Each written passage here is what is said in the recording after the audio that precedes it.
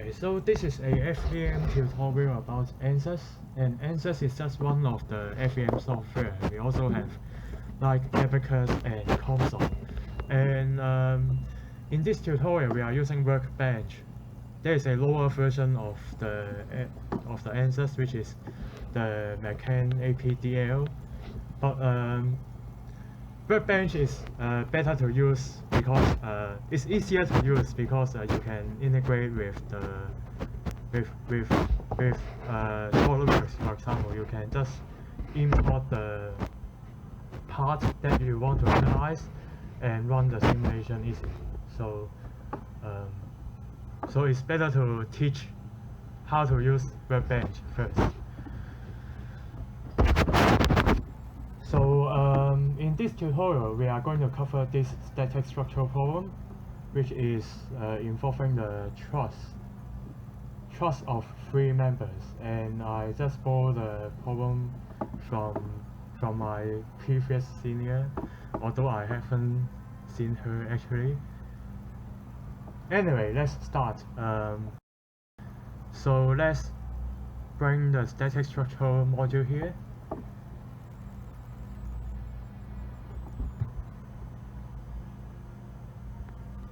We have to wait, and yeah, so here is the menu, and you see 1, 2, 3, 4, 5, 6, 7. So if you do them in order, like importing the material properties, and then draw the geometry, and then do the setup, and then solve, and then post-process, and that is it, and you just need to follow these steps. But for some problem, my computer does not support this edit of the material properties. If I click into this module, then my computer will die, so let's not do that. And let's start with step 3, which is the geometry here. By the way, we are using ANSYS, and this is just a toy example, but if you have a more complicated part or assembly to analyze, then you can just import module, import your SolidWorks model over here. Yeah.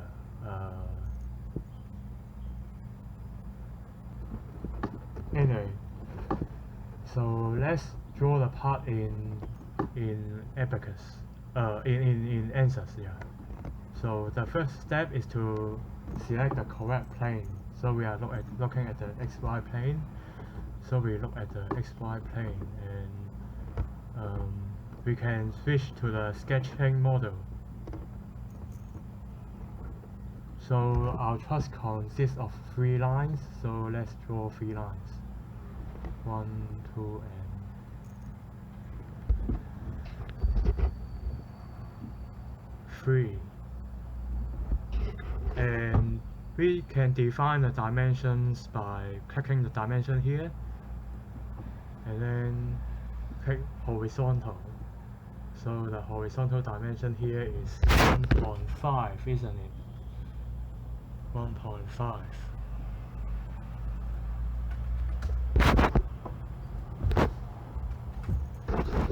And then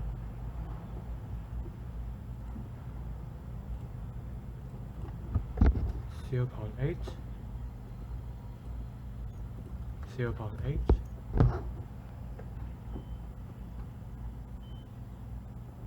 and then these lines are disconnected, so we can go to constraints and select our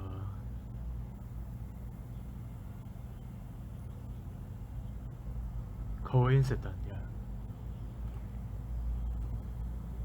And then the lines will be joined together.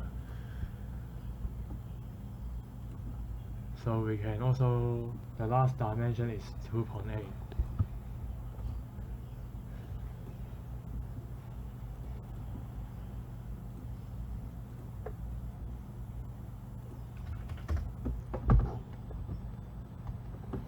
But then it's better to move our part towards the origin. So we set another constraint. Coincident this point with the y-axis, and then this point with the x-axis, and then we are done, and then we can close it. Not yet, we still have to define the moduling module. So we have this sketch over here, and then we have to define the cross section. The cross section, if you look at the PPT, then you will see the cross section area is 0.01. So let's assume it's a rectangular cross section and the width and height are both 0.1. So okay, and then we have to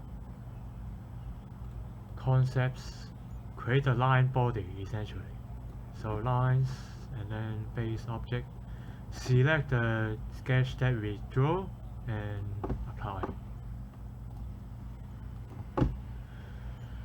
Now we have already generated the line body, but we still have to select the rectangular cross section. So if you click at this cross section and then click at this triangle, and then you can select the cross section, and then we are done. So we can close it.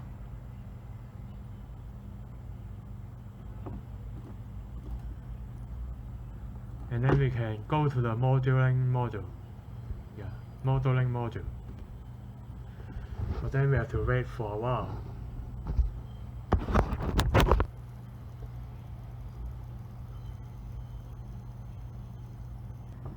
And then we can look at the XY plane again.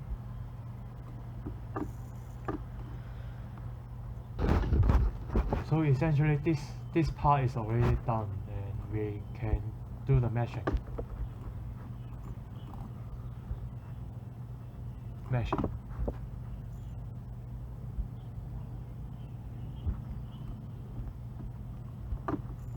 And then we can define the loads. So we can click at this static structural module, and then define the supports first. So this symbol means roller support. So at the bottom point, we have to select support and displacement. The default geometry selection is the face selection, but then we have to select the point because we are defining the contact at a point, right? So we have to select the point and then click this point. So the y direction is free, and we can the x direction is fixed. So let's do this. Because it's a 2D problem, so let's also fix the c direction.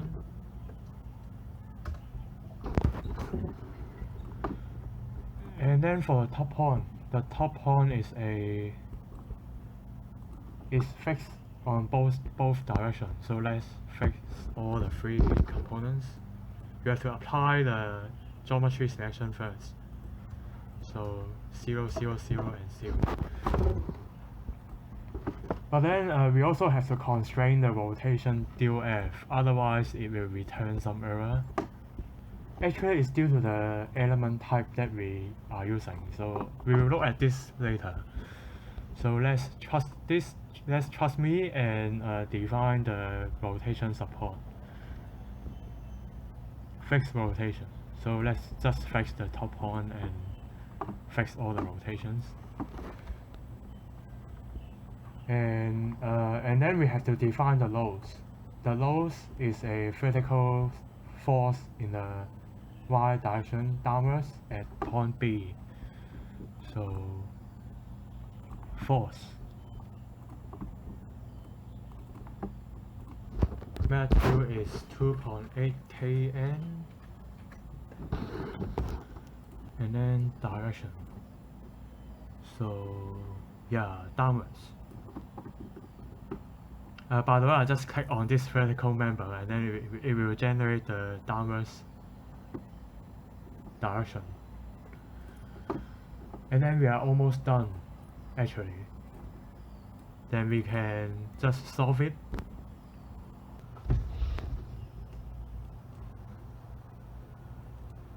Yeah, and then it's finished. And then actually it's the nature of ANSYS. ANSYS we can just define the loads and then the support conditions and then define the output solutions later. What we want to see later. But in other software, for example Abacus, then we have to define the solution output first. Well, anyway, we can do this post processing after the solving.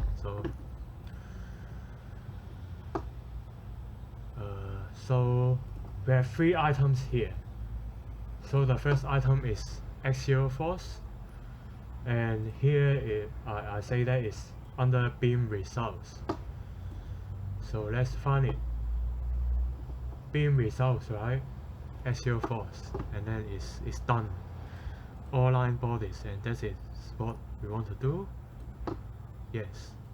And then the second item is the reaction force, right? Reaction force, probe, and then force reaction.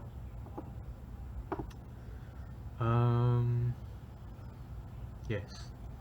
So we have two supports. One is displacement and one is displacement 2, but we have to check which is which. So the bottom is displacement and the top is displacement 2. So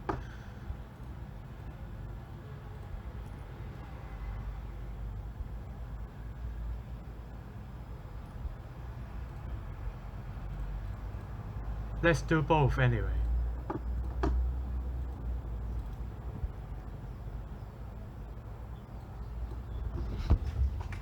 Two correspond to displacement 2, and then we add another one.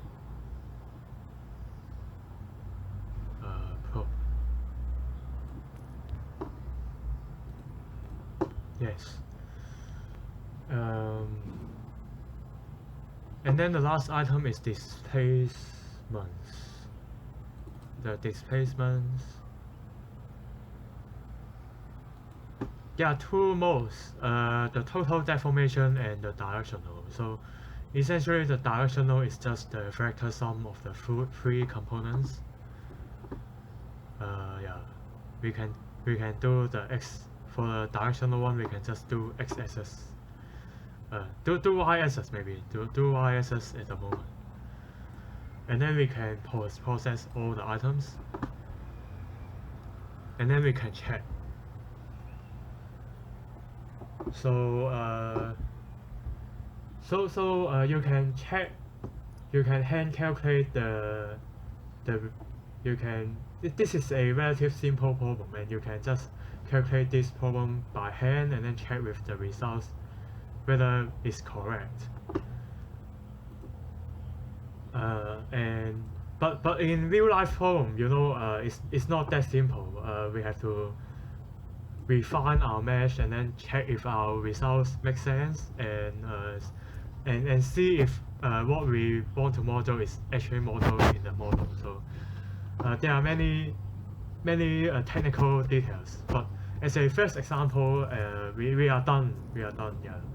So we have just run our simulation. So we've just run this simulation. Yeah, and the general procedures is the same for all the software essentially. Is to define the material properties, draw the geometry, do the meshing, and then define the loads and supports. So we can continue. So perhaps in your homework there's one problem that you need to rotate the coordinate axis. So let's do this. We can just define an additional it's due to the the support condition. We rotate this roller support by like negative 30 degrees. So is it 30 degrees or 60 degrees? Actually is let me think. 30, negative 30, right? Negative 30 degrees. So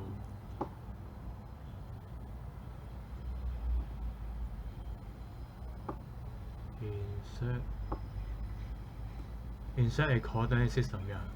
We have to define a local coordinate system here.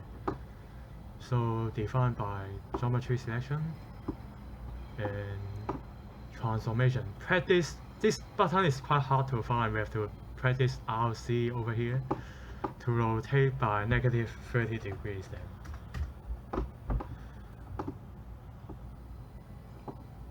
And then we change this displacement condition. This is displacement 2. Coordinate system, choose the coordinate system that we just defined. And then we can solve this again.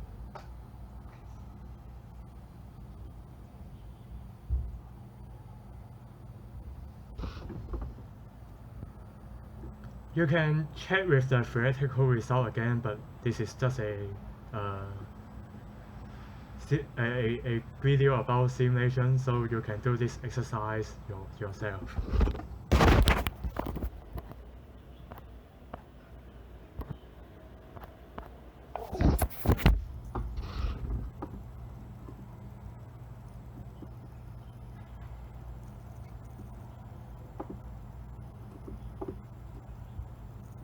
So we are done. By the way, I still want to demonstrate a few advanced, so-called advanced buttons, but this is just really basic. So very quickly, so we have a displacement field. We can also probe the displacement in the middle of the truss members. So like this, press probe, and then we can probe the intermediate values. We can also find the maximum and minimum positions.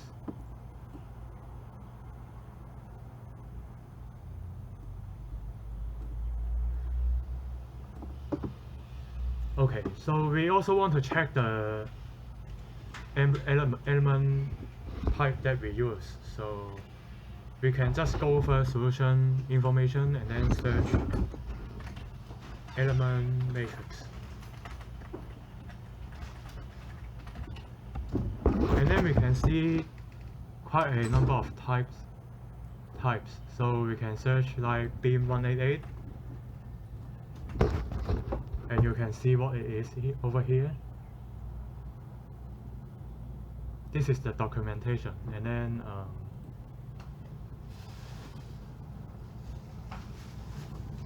and I guess this element has some rotational degrees of freedom, yeah.